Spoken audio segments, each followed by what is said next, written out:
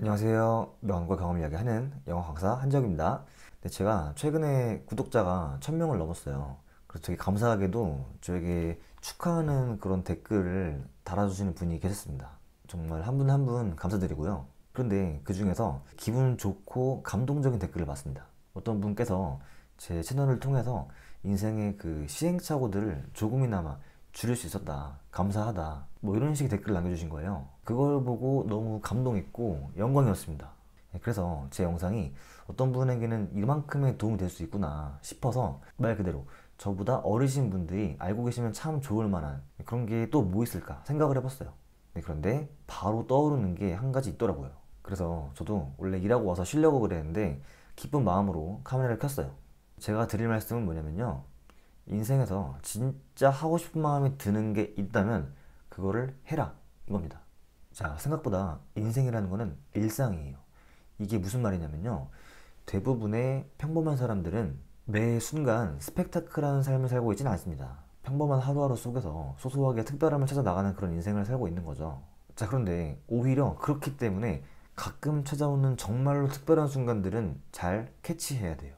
자, 한번 생각해 보세요. 만약에 되게 좋은 물건이 있거나 되게 하고 싶은 게 있어요. 그러면 마음속에 그 욕구라는 게 생기잖아요. 근데 그 욕구에도 등급이 있습니다.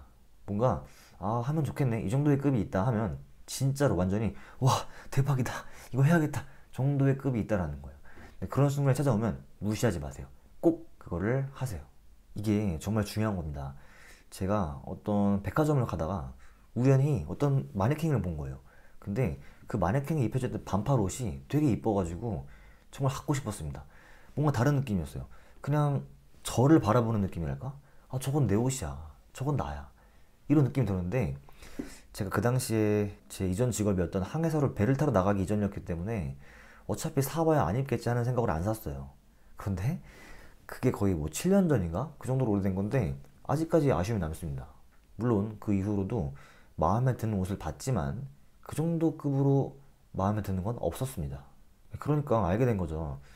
그만큼 강렬하게 원하는 순간이 잘 없구나. 그래서 그 순간만큼은 일종의 죄책감을 느끼지 않고 그냥 해버려도 괜찮은 거구나. 저도 제가 스위스에 간 적이 있었는데 저는 보통 이제 외국에 가면요 기념품을 살 때 열쇠고리를 되게 좋아하는 편이에요. 근데 어떤 스위스의 어떤 상점에 가니까 되게 제 취향인 열쇠고리가 있는 거예요. 스위스가 되게 물가가 비싸거든요. 비싸가지고 경비를 아끼고 있는 그런 시기였기 때문에 제가 참았습니다. 그게 되게 짜끄만 열쇠고리였는데 되게 작았어요.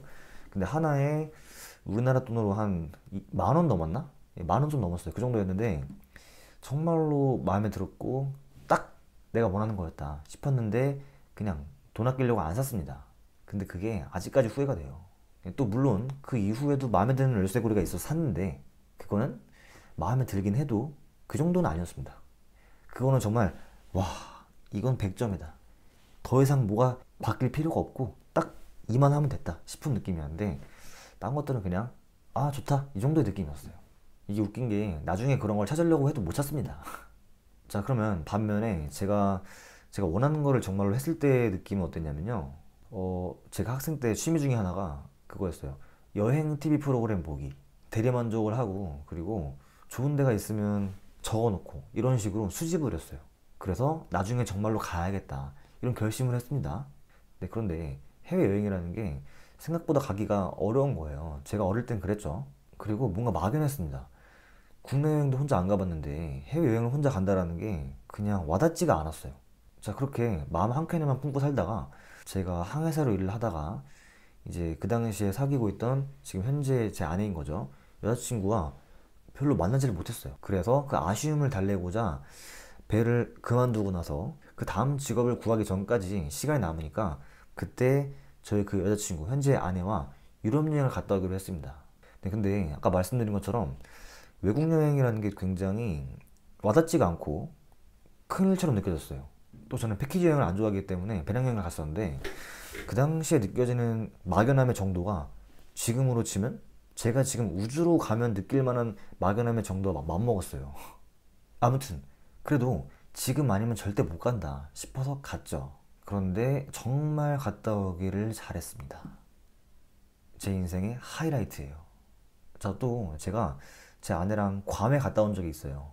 그런데 해외여행을 갈 때 저는 웬만하면 여행 경비를 줄이기 위해서 굉장히 노력을 하거든요.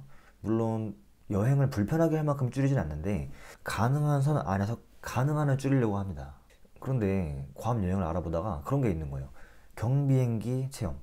근데 이게 30분밖에 안 타는 건데 비싼 겁니다. 그게 30분에 20만 원이었나? 그쯤이었어요. 그런데 했습니다. 아니, 왜냐면 제가 언제 경비행기를 몰아보겠어요. 그리고 괌은 섬이잖아요. 언제 섬에서 비행기를 몰아보겠습니까? 그래서 질렀죠. 개인적으로 저한테는 큰 지출이었어요. 저는 뭔가 웬만하면 지출을 자체를 안 합니다. 아무튼 괌에서 경비행기를 몰아본 기억이 정말 짜릿합니다.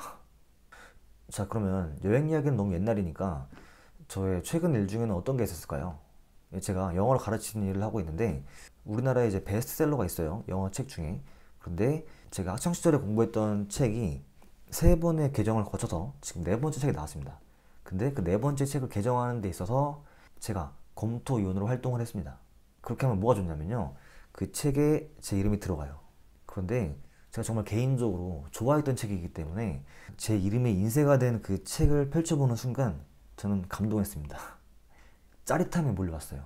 제가 살면서 부정적인 게 아니기 때문에 뭐 좋은 기분을 느끼고 해왔는데 이 정도로 강렬함을 느끼는 거는 드뭅니다. 저의 리액션을 묘사를 해보자면요. 물론 겉으로는 조용히 내색을 안 했지만 마음속에서는 딱 책을 보는 순간 와, 이럴 수가, 정말 감격스럽다. 예, 거의 이 정도의 수준이었어요. 네, 그런데 저처럼 조용조용한 스타일의 사람이 이 정도의 감정을 느끼기 쉽지 않거든요. 예, 지금 생각해보니까 저도 본능적으로 알았던 것 같아요. 제가 좀 힘든 과정이 기다리고 있더라도 그거를 하면 굉장히 좋아하고 뿌듯할 걸 알았기 때문에 신청한 것 같아요. 자, 그래서 이 영상을 보시는 분들이 이 사실을 꼭 기억하시면 좋을 것 같아요. 자, 뭐였죠? 인생을 살다가 정말로 하고 싶은 것이 느껴지면 그거를 꼭 해라. 물론 경계는 알아야겠죠. 낭비를 하라는 건 아닙니다. 이렇게 영상을 찍고 나서 느끼는 점이 뭐냐면요. 참 영상을 찍는 게 재밌는 점이 이런 거예요. 내가 이야기를 했지만 오히려 내가 한 이야기가 다시 나한테 돌아오는 것 같아요. 그러니까 이런 거죠.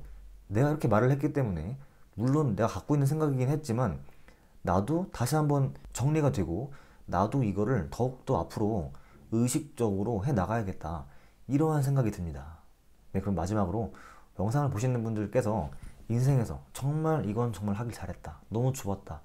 그런 순간이 있으시면요. 한번 댓글로 공유해 주시면 감사하겠습니다.